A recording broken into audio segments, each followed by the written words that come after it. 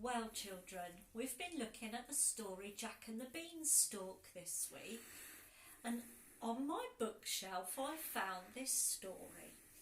It's called Jim and the Beanstalk, and it's by the same man who did the Snowman stories. Have you ever watched The Snowman at Christmas and the Snowman and his dog? Well, this is the person that wrote that. And we've got somebody called Jim instead of Jack.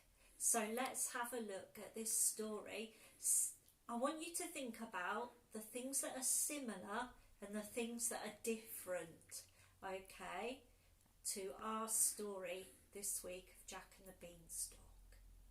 Okay, right, I'm going to get comfy. So look, there we go.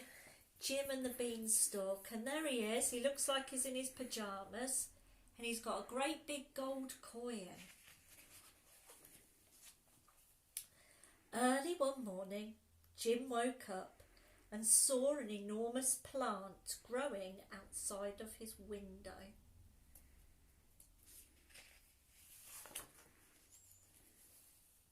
"That's funny," he said. "It wasn't there yesterday. I'll see how high it goes." And he began to climb up the plant. Still got his pyjamas on. Oh, look. "It certainly is a big plant," he said as he went into the clouds.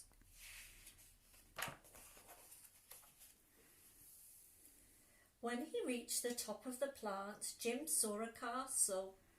"I'm hungry," he said. "I will ask at the castle for breakfast. I hope they've got some cornflakes."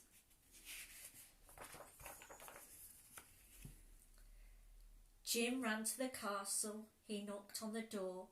He waited and waited until the door was slowly opened by a very old giant. "Aha," said the giant, "a boy, a nice juicy boy. 3 fried boys on a slice of toast.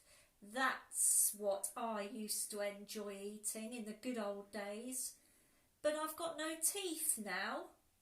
Come in, boy, you're quite safe."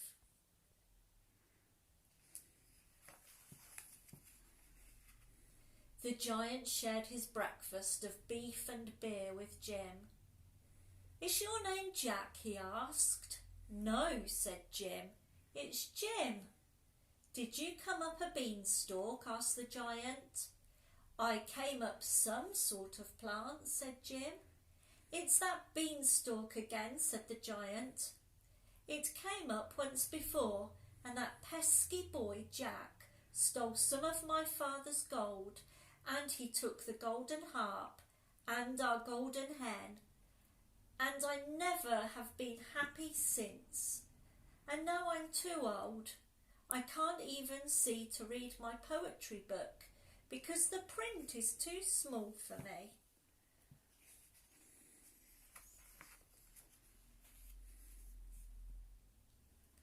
"Haven't you got any glasses?" asked Jim.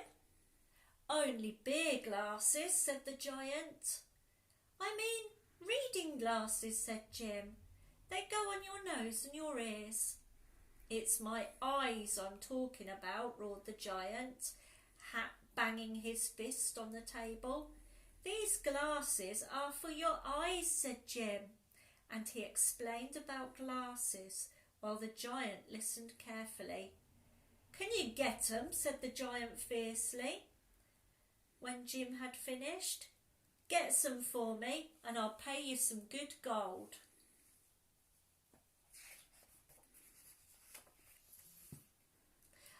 "I will have to measure you," said Jim. So Jim had to measure the giant's head.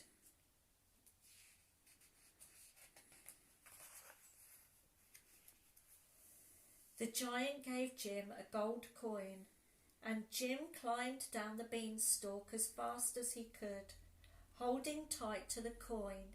He showed the coin to his mother, but before she could say anything, he got dressed. he ran off to the oculist. The oculist could hardly believe his eyes when he saw the giant gold coin. He set to work straight away. He worked all night, and in the morning the glasses were ready.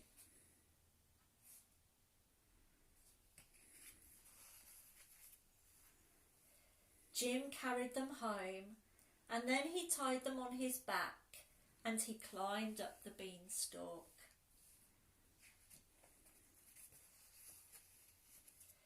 The giant loved his glasses and began reading rhymes to Jim as soon as he put them on. "You're a good boy," he said. "Now I can see you properly. I wonder what you'd be like to eat." "I can't eat anything much nowadays. I haven't got any teeth." "Well, why don't you have some false teeth?" asked Jim. "False teeth?" roared the giant. "I've never heard of them." So Jim explained what false teeth were, whilst the giant listened carefully. "Go and get 'em," said the giant. When Jim had finished, "Go and get me 'em, and I'll pay you some good gold."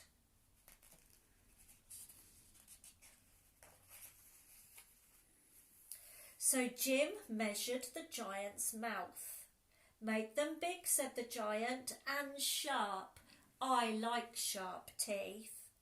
The giant gave Jim another gold coin, and Jim climbed down the beanstalk as fast as he could, holding tight to the coin. He showed the coin to his mother, but before she could say anything, he'd run off to the dentist.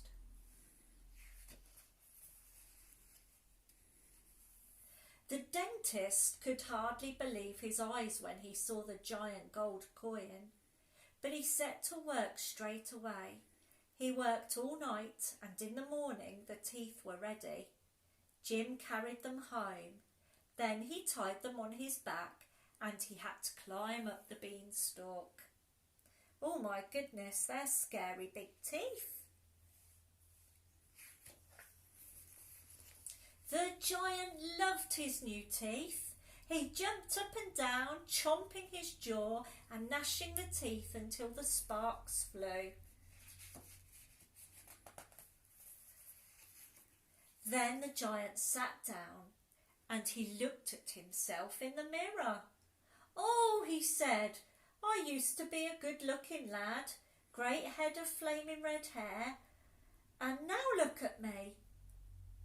"Well, why don't you have a wig?" said Jim. "A wig?" roared the giant. "I've never heard of a wig." So Jim explained what a wig was, and the giant listened very carefully. "Go and get one for me," said the giant when Jim had finished. "Get one that's red and curly. I'll pay some good gold for it." So Jim measured the rest of the giant's big bald head. The giant gave Jim another gold coin. Jim climbed down the beanstalk as fast as he could.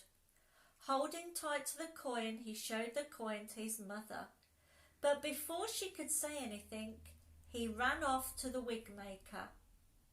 The wig maker could hardly believe his eyes when he saw the giant gold coin, but he set off to work straight away. He worked all night, and in the morning the wig was ready. Jim carried it home, and then he had to tie it on his back, and he climbed up the beanstalk again. It looks like a big furry caterpillar. "Oh, I say, the giant loved his wig. Oh, I look about 100 years younger," he said. He put on all his best clothes. He danced around the room, beaming at himself in the mirror. "Marvellous, wonderful," he boomed. "I'm happy again. I feel like a new giant, and my appetite has come back too." What do you think is going to happen next? The giant stood still and he looked at Jim. "Fried boy," he said thoughtfully. Jim waited to hear no more. He ran to the beanstalk, slid down it as fast as he could, and he landed below it in a heap.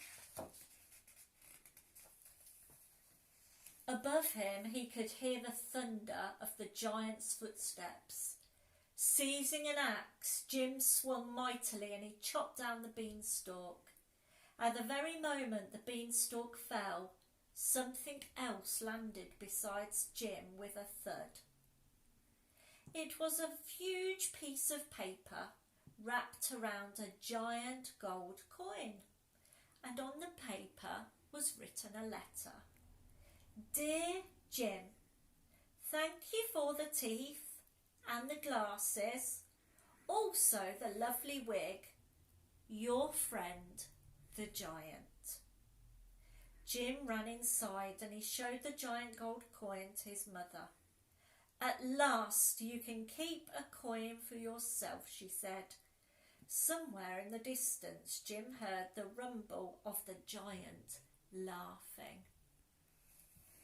I hope you liked that story. That was Jim and the Beanstalk, and it's by Raymond Briggs.